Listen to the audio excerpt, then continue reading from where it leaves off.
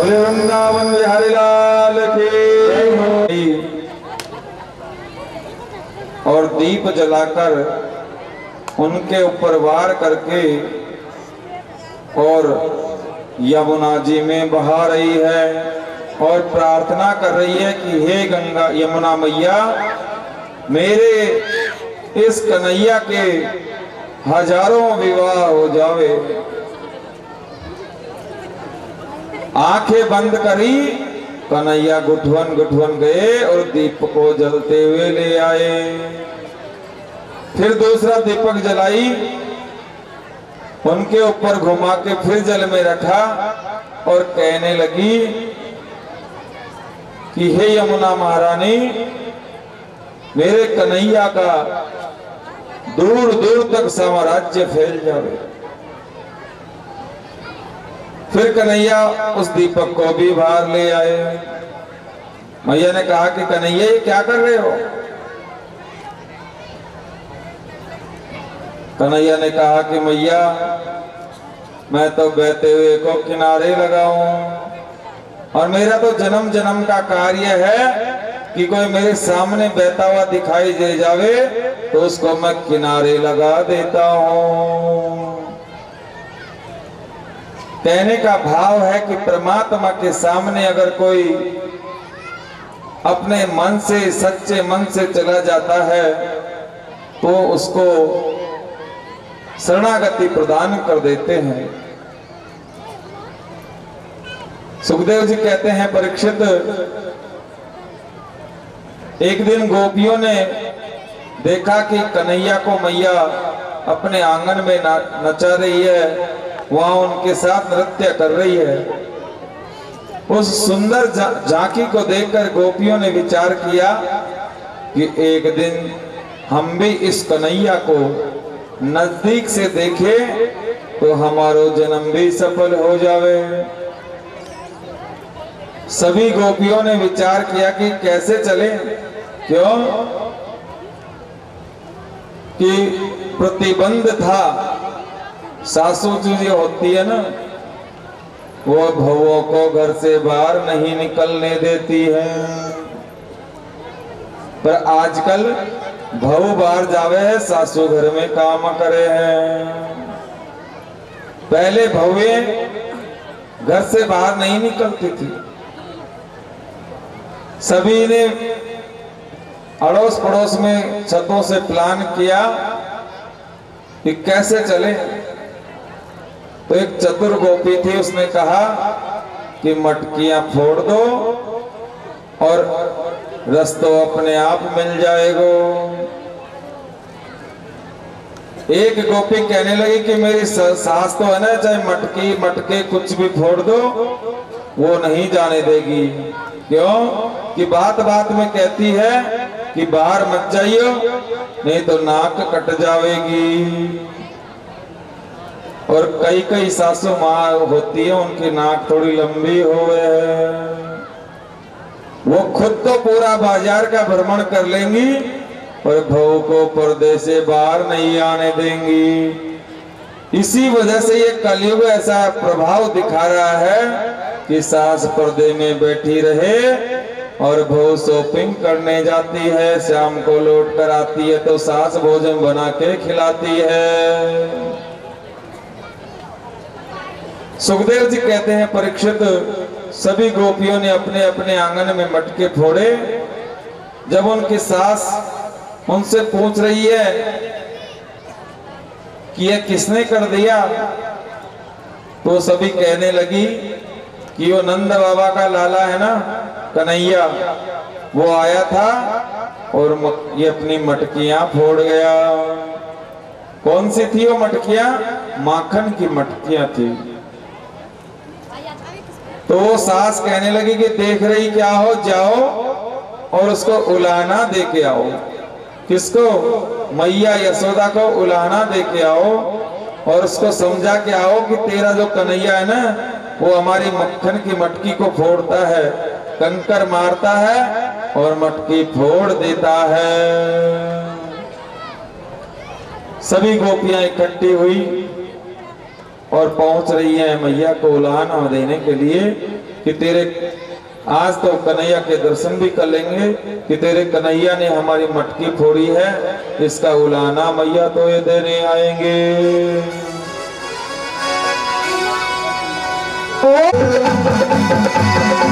तू समझा ले लाला रे जगरात अटरिया पे समझाई ले अपने लाला रे जगरात अटरिया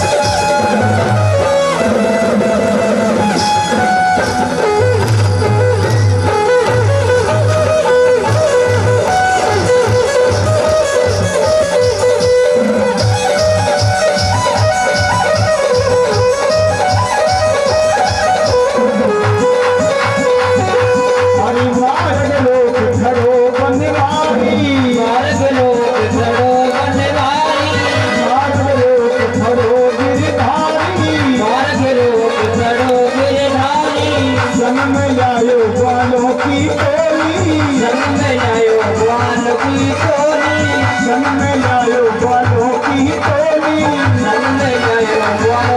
टोली।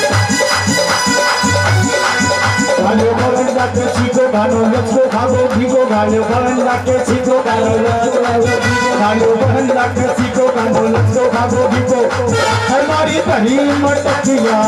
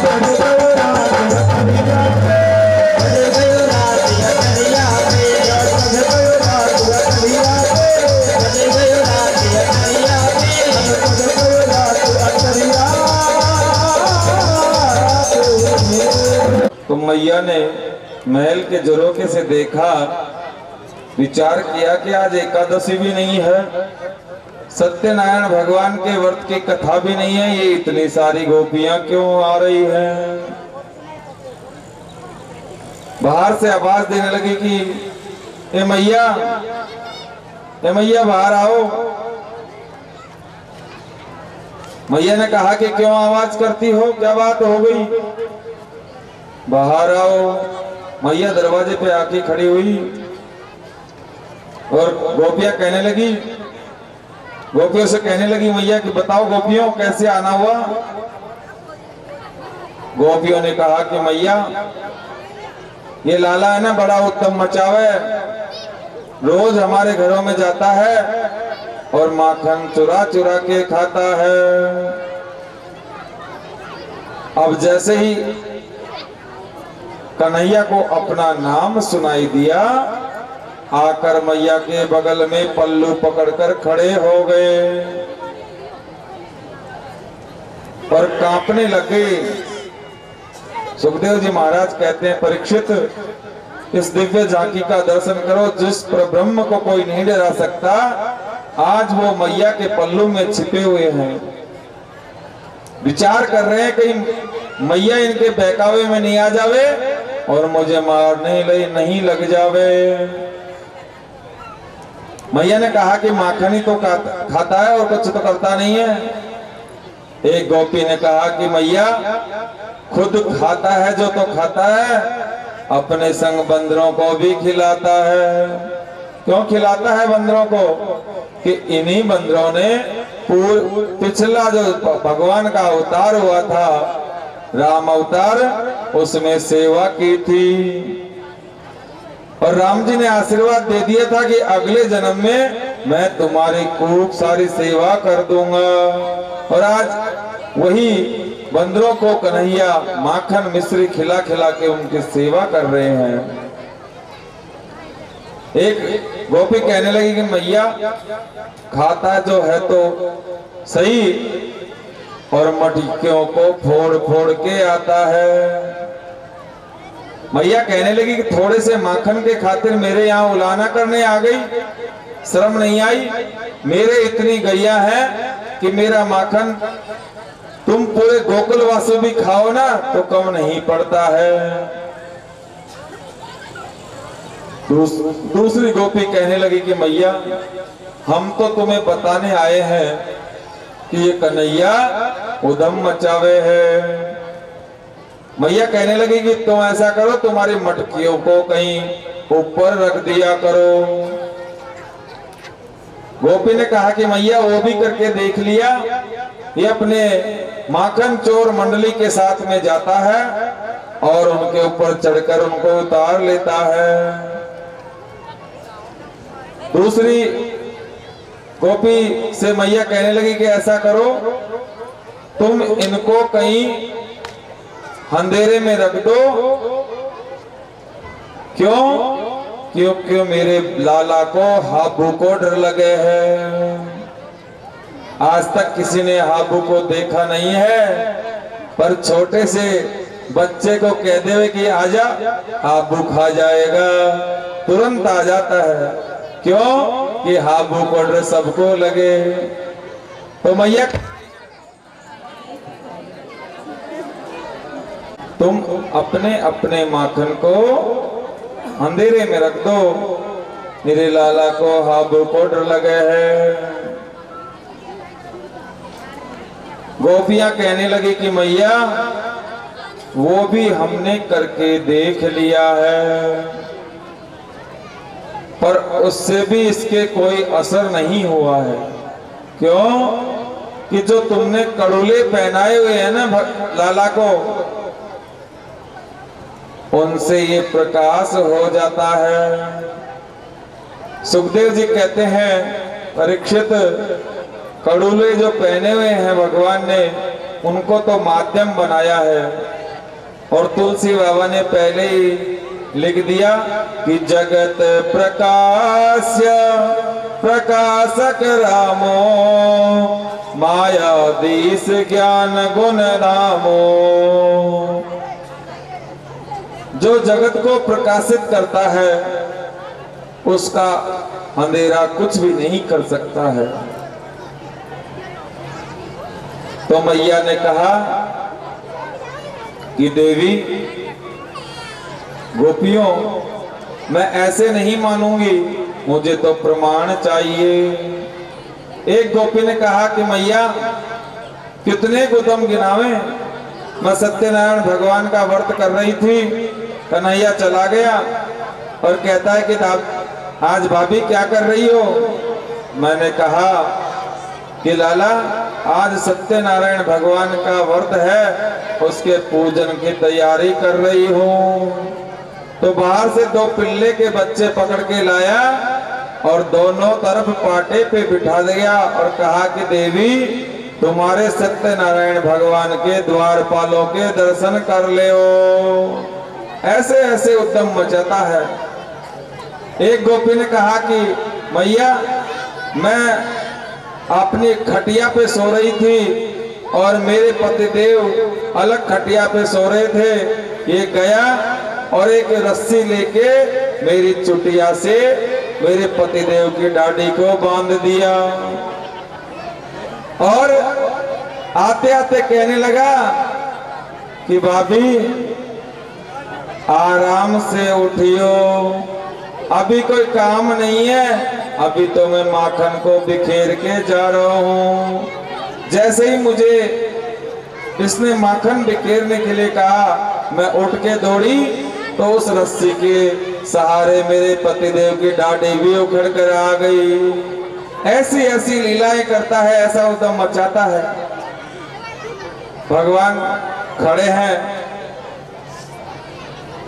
तो यशोदा मैया कहने लगी कि देवियों, जब तुम कन्हैया को चोरी करते हुए पकड़कर ले आओगी, उस दिन मैं तुम्हारी बात को मानूंगी। गोपियां कौन सा उल्हाना देने आई थी, वो तो कन्हैया के दर्शन के लिए आई थी, पर बात करने के लिए माध्यम तो होना चाहिए।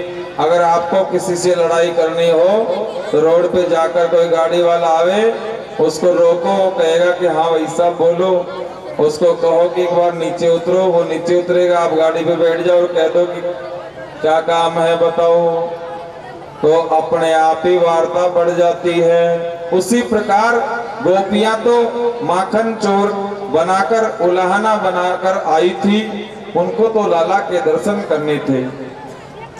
सुखदेव जी कहते हैं, परीक्षित, कन्हैया अपनी बाल लीलाओं से सबको आनंदित कर रहे हैं, और वहीं जैसे ही मैया के पास से गोपियां लौटी तो कन्हैया साहूकार बन के खड़े हो गए कि मैया, या तो तू है ना जल्दी से कुछ रास्ता निकाल ले, नहीं ये चोर चोर बना देंगी मुझको और मेरा ब्याह नहीं होने देंगी। ये रोज मेरा प्रचार करेंगी कि ये तो कन्हैया तो चोर है, तो मेरा कोई समाज में विवाह नहीं करेगा। ऐसी ऐसी लीलाएं कन्हैया कर रहे हैं। और परीक्षित से सुखदेव जी महाराज कहते हैं कि कन्हैया नंद बाबा के महल में क्रीड़ा करते हैं, लीलाएं करते हैं, और इनके 9 लाख गैया है नंद बाबा के, रोज अच्छा माखन होता है। एकदा क्रीड़ा मानस्ते रामाद्य गोपादारिका कृष्णो मृदं भविष्यन्ति मातृन वेदनयः। एक दिन खेल रहे थे रेवती रमन आश्रम में,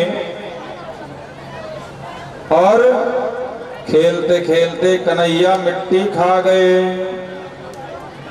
मिट्टी खा गए तो 3.5 वर्ष की आयु है कान्हा की। मिट्टी खाते ही एक ब्रजवासी ने कहा कि आज तो कन्हैया तेने मिट्टी खाई है। कन्हैया कहने लगे क्यों? कि मिट्टी का ढेला मुंह में रखा हुआ है।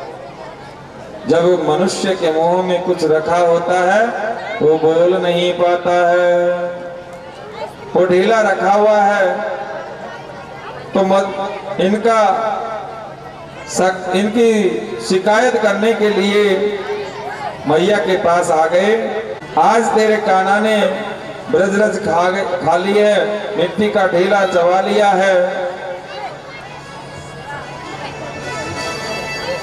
ओ सुन माई तेरे लाला ने ब्रजरज खाई यशोदा। सुन माई तेरे लाला ने ब्रजरज खाई यशोदा। सुन माई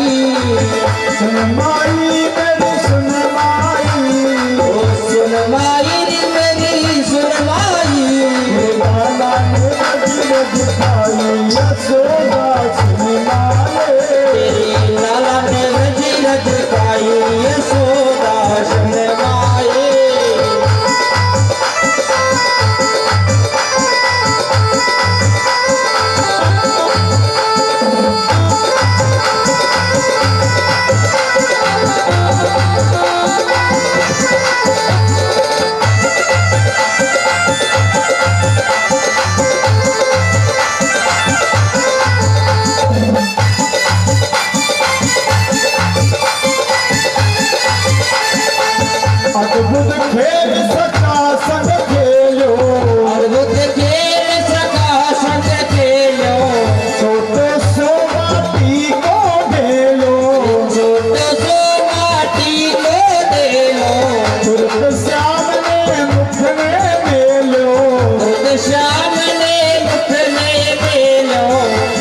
में गटक गटक गटकाई यशोदा सुन माए तेरे लाला ने रज रज खाई यशोदा सुन माई सुन माई मेरी सुन माई सुन माई नी मेरी सुन माई तेरे लाला ने तेरे मोहन ने बजरंग खाई यशोदा सुन माए तेरे लाला ने रज रज खाई यशोदा सुन माई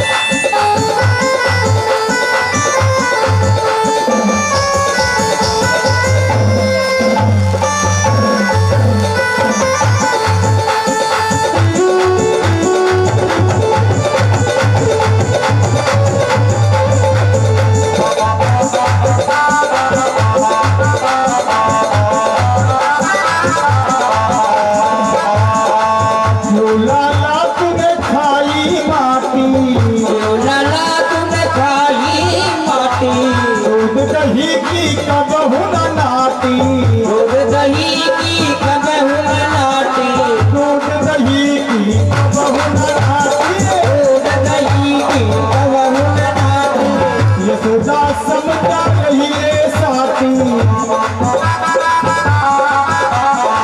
यशोदा समझा रही रे साथी यशोदा समझा रही ले साथी मन देखे लोग लुटाई यशोदा समझाई यशोदा ने रज रज खाई यशोदा सुन माई हरि बोल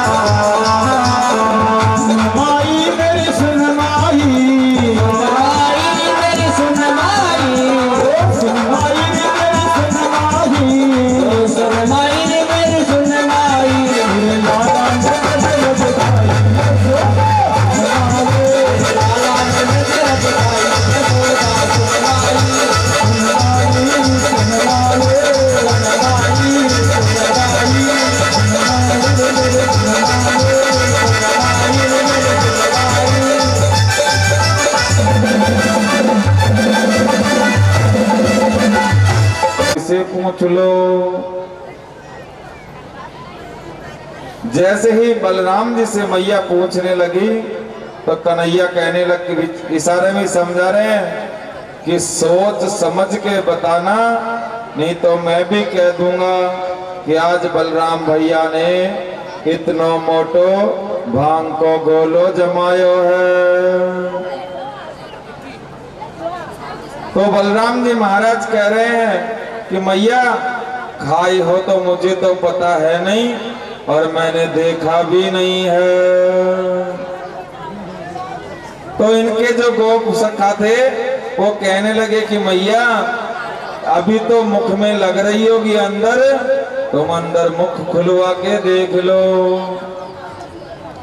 ना हम भक्षिता नव सर्वे मिथ्या शिव संसिनः समक्षम पश्यम मे मुखम।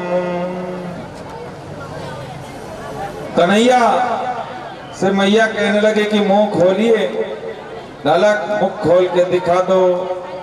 कन्हैया कह रहे हैं कि मैया मुख में तो कुछ भी नहीं है।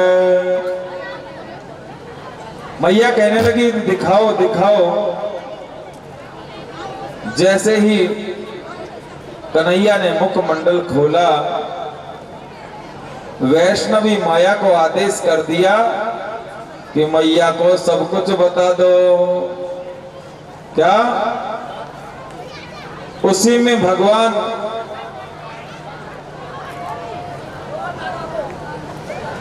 शांति से बाहर कर दो इसको। कन्हैया ने अपने मुखमंडल में ब्रह्मांड की झांकी दिखाई, 14 प्रकार के लोक दिखा दिए,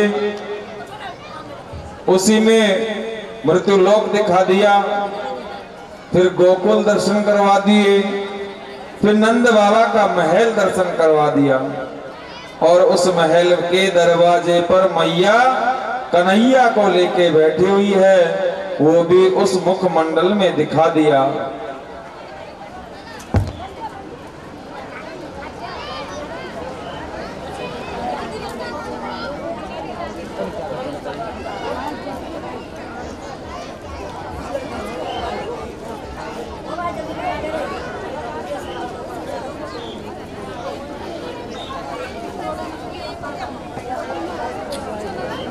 सारा ब्रह्मांड दिखा के और अपने मुखमंडल में कन्हैया ने गोकुल का नंद महल और उसमें बैठी हुई यशोदा मैया, गोद में कन्हैया और कन्हैया मुख खोले हुए, ये भी दर्शन करा दिया।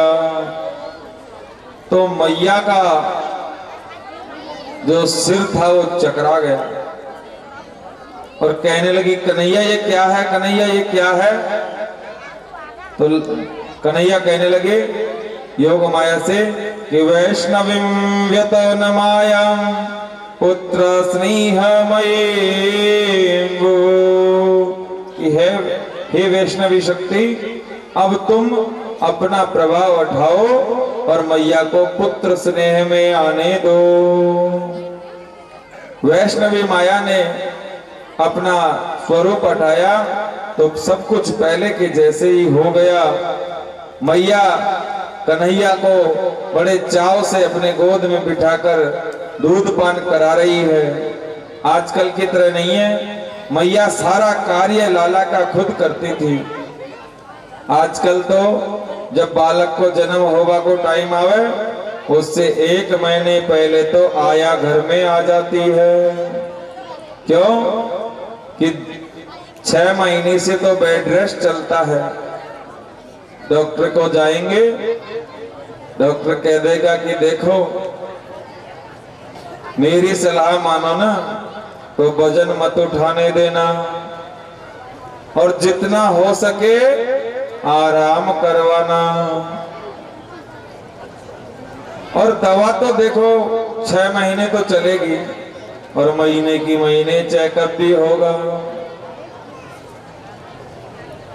जब 8वां महीना प्रारंभ होता है तो घर वाले सोचते हैं कि जब ये खुद ही रेस्ट कर रही है तो एक आया की व्यवस्था भी कर लो, जो बच्चे को भी पाल लेगी और इसको भी संभाल लेगी। महाराज, जब जीव का जन्म का समय आता है तो जिस डॉक्टर के द्वारा उसका ट्रीटमेंट चलता है उसके पास ले जाया जाता है तो वो लिख देता है कि सिजेरियन होगा। पहले कोई व्यवस्था नहीं थी ऑपरेशन की, आजकल हो गई है। क्यों कि 10,000 रुपए की चक्की आती है इलेक्ट्रिक, उसका बटन लगा दिया जाता है, स्विच चालू करके आटा पीस लिया जाता है। 2,000 रुपए की माखन बिलोने की, दही बिलोने की मशीन आती है, उसका बटन लगा दिया जाता है, 5 मिनट में छाछ तैयार हो जाती है, मक्खन निकल के आ जाता है। और अब तो एक ऐसी मशीन आ गई कि कुछ भी मत करो, सिस्टम सेट कर दो, वही तो आटा लगाती है, वही रोटी को तैयार करती है, उसमें से निकल के तवे पे भी अपने आप आ जाती है। और ठाकुर जी कह रहे हैं कि थोड़े दिन रुक जाओ, मुख में देने वाली मशीन भी आ जाएगी, हाथों से भी मेहनत नहीं करनी पड़ेगी। इसीलिए महाराज आज बच्चों का जो जन्म होता है ऑपरेशन से होता है। पहले की माताएं भी वही हैं, लेकिन वो सुबह 4 बजे उठकर पहले पूरे घर का आटा पीसती थी, फिर गृहस्थ के सभी कार्य करके खेत में जाकर कार्य करती थी, फिर वहां से आकर कुएं से रस्सी के द्वारा जल लेकर आती थी, फिर घर का कार्य निवृत्त करके और कुछ देर आराम करके फिर वही सुबह वही दिनचर्या थी, आटा तैयार करना, छाछ बिलोना। तो सुखदेव जी कहते हैं कि आजकल आया की व्यवस्था हो जाती है, पर यशोदा मैया कन्हैया के सारे कार्य करती हैं, उनको वो खुद ही तो नहलाती हैं, खुद ही भोजन करवाती हैं, जबकि नंद बाबा के महल में अनेक नौकर हैं, पर लाला का सारा कार्य मैया करती है। एक दिन आंगन में मैया दूध पिला रही थी, उसी समय मैया को याद आ गया कि चूल्हे पे दूध रखा हुआ है। एक गोपी ने आकर कहा कि मैया, कन्हैया के लिए जो दूध रखा है आपने गर्म करने के लिए, वो उफान पर आ गया है। कन्हैया को नीचे बिठाकर और मैया सरपट दौड़ पड़ी। कन्हैया कहने लगे कि ऐसे होवे है पूत से प्यारो दूध, जो मुझे नीचे पटक के चली गई। एक कोने में जाकर कन्हैया रूठ कर बैठ गए। मैया आई, मैया ने कन्हैया से कहा कि कन्हैया कन्हैया लाला, पर कन्हैया बोले नहीं। क्यों कि रूठ गए हैं कन्हैया। जब कन्हैया कुछ नहीं बोले तो मैया कहने लगी कि तो खिलौना दे दूं क्या कन्हैया, चंद्र खिलौना दे दूं।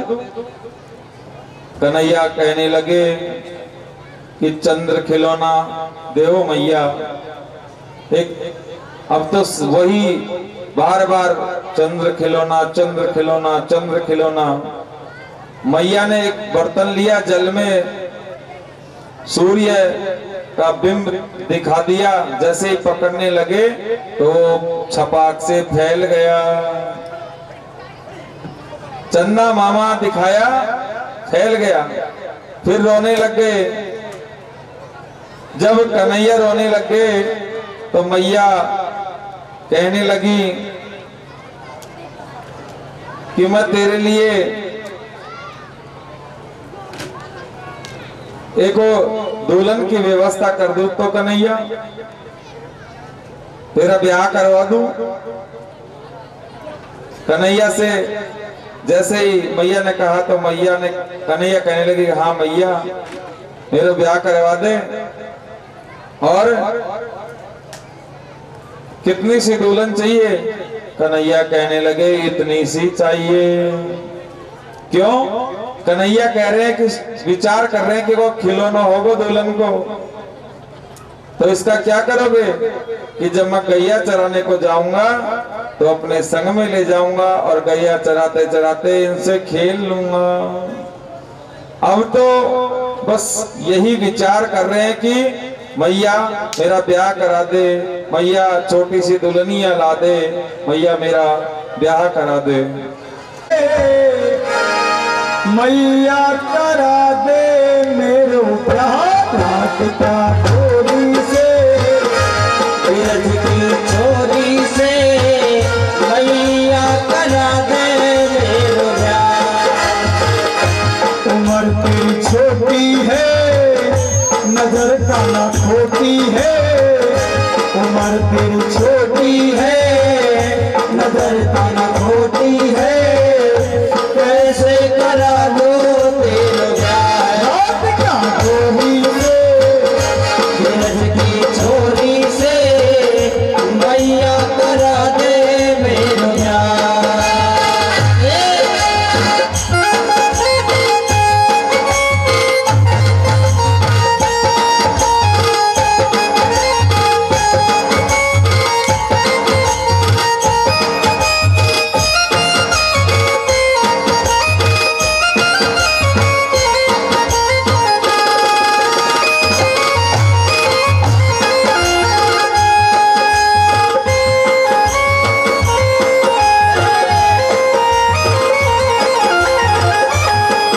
अरे जो ना ब्याह करावे तेरी गैया नाई चरावे, सोना ब्याह करावे तेरी गैया नाई चरावे। आज के बाद मेरी मैया तेरी देवरी पे ना आऊं, आज के बाद मेरी मैया तेरे देवरी पे नहीं आऊं। आज आएगा रे मजा अब जीती हार का, आज क्या चोरी से बिरज की चोरी से मैया करा दे मेरो ब्याह।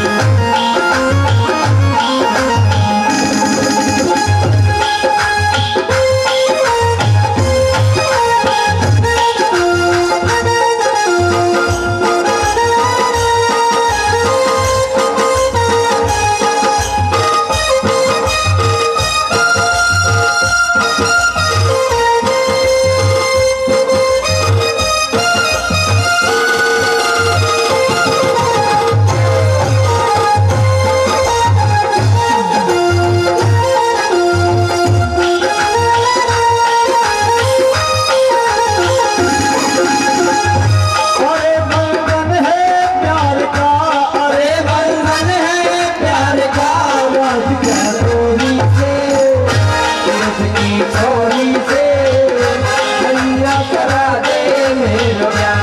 आज क्या चोरी से बिरज की चोरी से मैया करा दे मेरो ब्याह। उम्र तेरी छोटी है नजर का ना खोटी है, उम्र तेरी छोटी है नजर तेरी छोटी है, कैसे कराऊं तेरे प्यार। रात का चोरी से बिरज की चोरी से मैया करा दे मेरो ब्याह।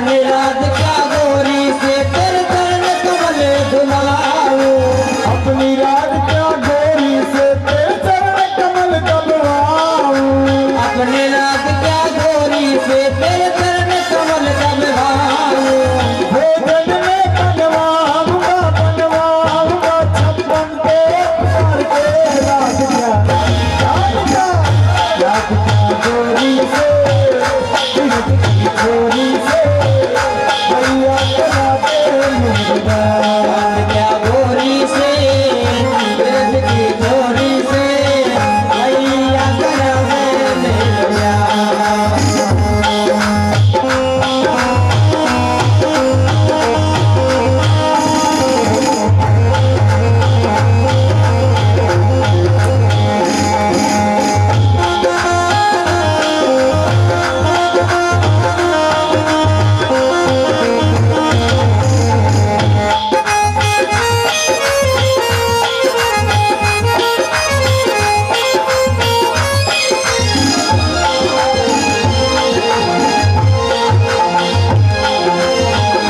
अरे बंधन है प्यार का अरे बंधन है प्यार का राधिका गोरी से ब्रज की गोरी से मैया करा दे मेरा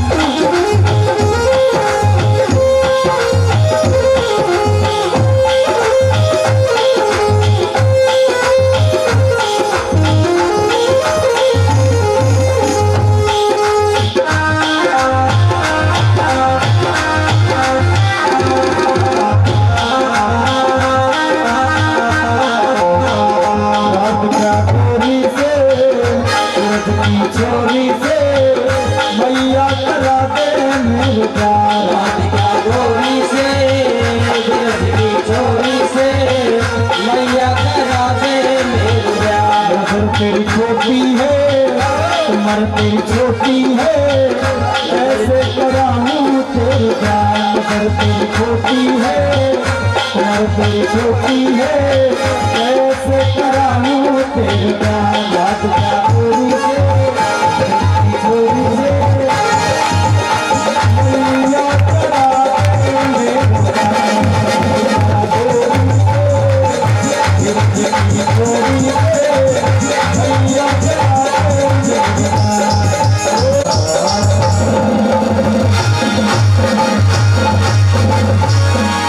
वृंदावन बिहारी लाल की। ऐसे कहते कहते और मैया का आंचल से दूध पीते हुए कन्हैया को नींद आ गई।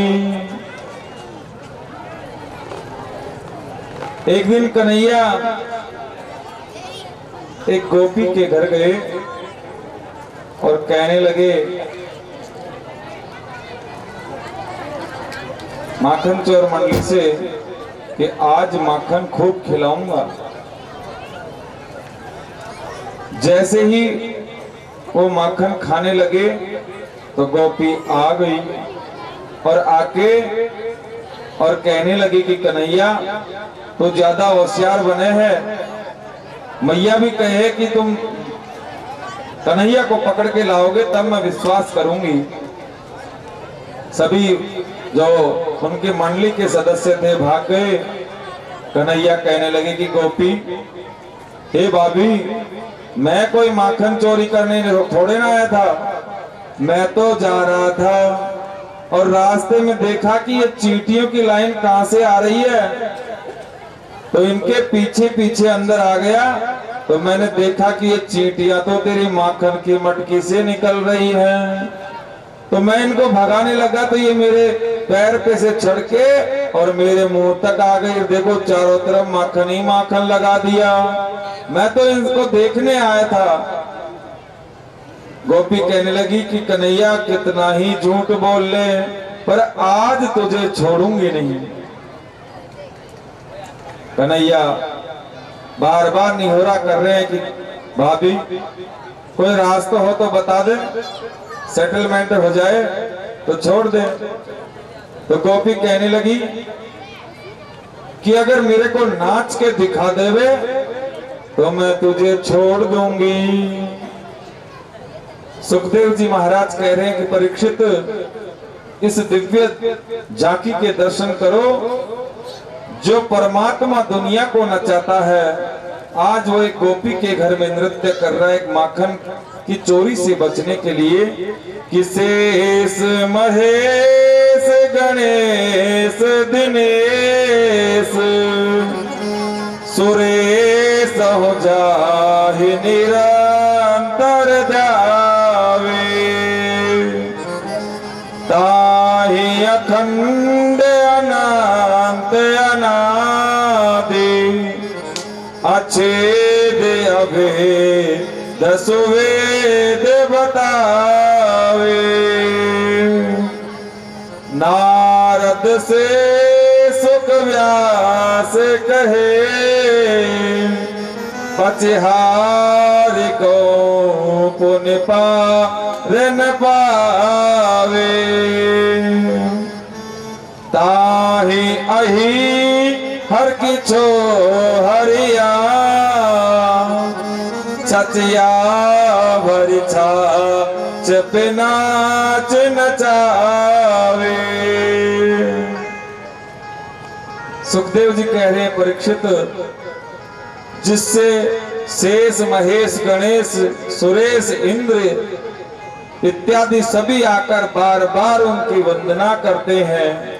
नारद जी जिनका वर्णन का गान करते हुए करतल करते हुए घूमते रहते हैं, जिनके बारे में वेद कहते कहते रुक जाते हैं, उस परब्रह्म को आज एक अहिर की जो लड़की है वो छाछ के ऊपर नचा रही है। कन्हैया कहने लगे कि भाभी अब तो छोड़ दे।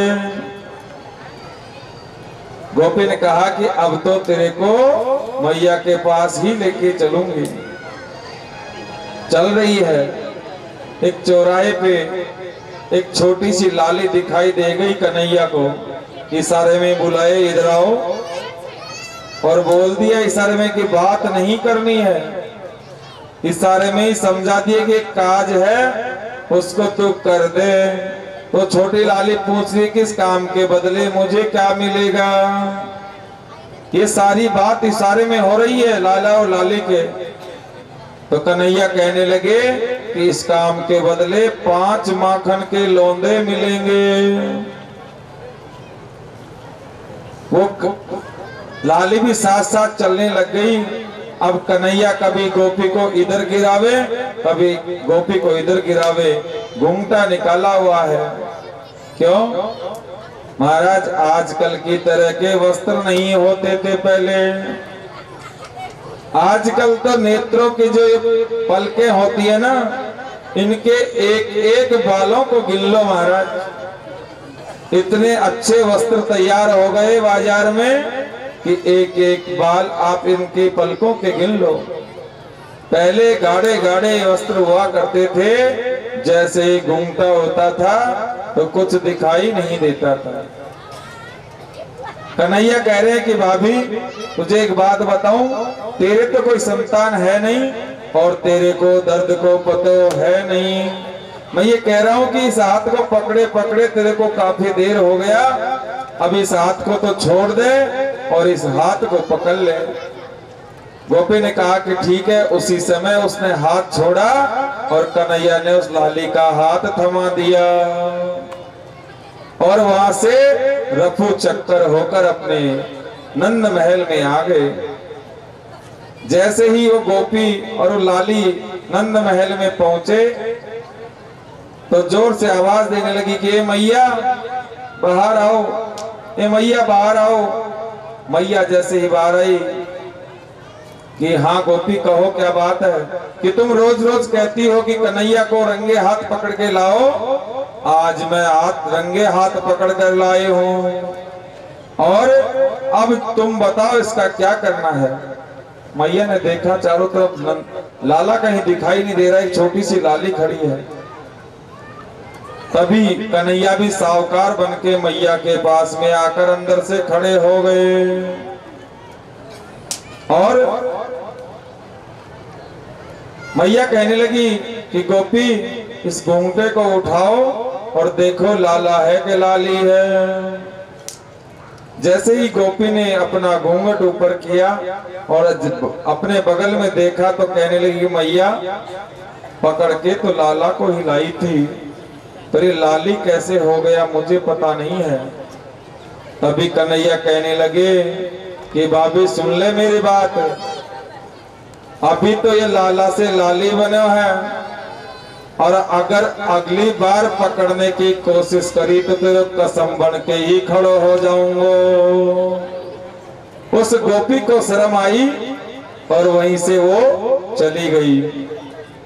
कन्हैया आज जल्दी उठते हैं, आंख मलते हुए जा रहे हैं तो आंख उनकी ठाकुर जी की जो सालग्राम जी होते हैं उनकी तरह हो गई। क्यों कि पहले की मैया जब बालक सोता था तो आंखों में काजल लगा के सुलाती थी, आजकल तो खुद का ही पता नहीं है। तो जब कन्हैया उठे हैं तो आंखों को मलते हुए बाहर आ रहे हैं तो चारों तरफ काजल लग गया और आकर मैया से कहने लगे कि मैया माखन दो माखन दो। मैया कहने लगी कि लाला अभी माखन तैयार नहीं हुआ है। वो जिद करने लग गए। जब मैया ने उनको फटकार लगा दी कि कल का माखन है, अभी ताजा माखन तैयार नहीं हुआ है, और मैया कन्हैया को रोज ताजा माखन देती थी। तो कन्हैया पास में एक पत्थर रखा था, उसको उठाए और छाछ करने वाले बर्तन पर डाल दिया। वो फूटकर वहीं माखन बिखर गया। अब कन्हैया को पकड़ने के लिए मैया छड़ी लेकर भाग रही है। 80 वर्ष की अवस्था है। आगे आगे कन्हैया, पीछे पीछे मैया, आगे कन्हैया पीछे मैया। मैया उनको पीछा करते करते थक गई। तभी दो शक्तियां आ गई, ऐश्वर्य शक्ति और वात्सल्य शक्ति। ऐश्वर्य शक्ति कहती है कि इस मैया की बुद्धि मारी गई जो इस परमात्मा को बांधना चाहती है।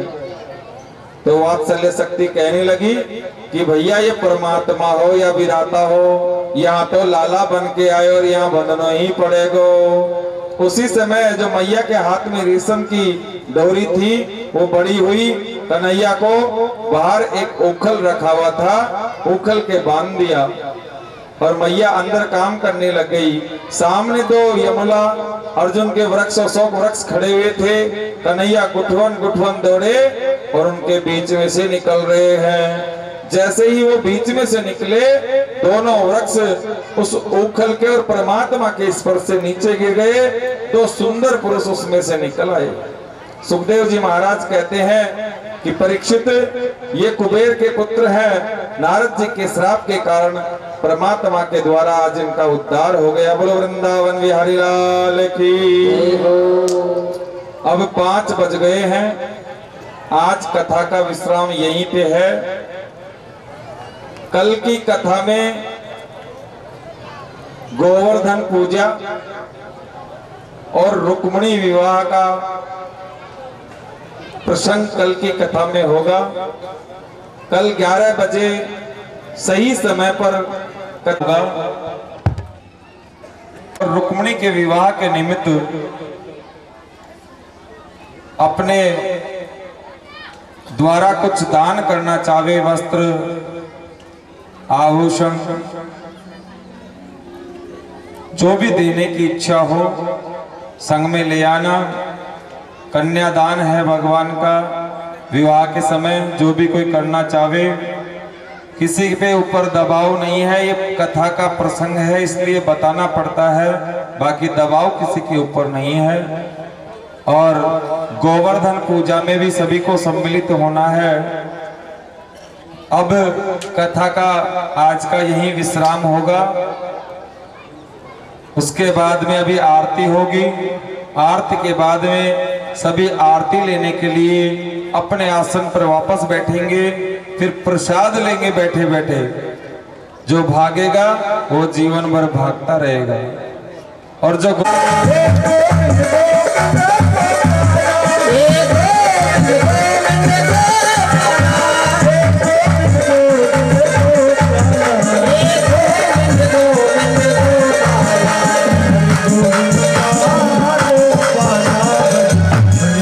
बाल कृष्ण भगवान की जय हो। कर्पूर गौरम भवान भवानी सविता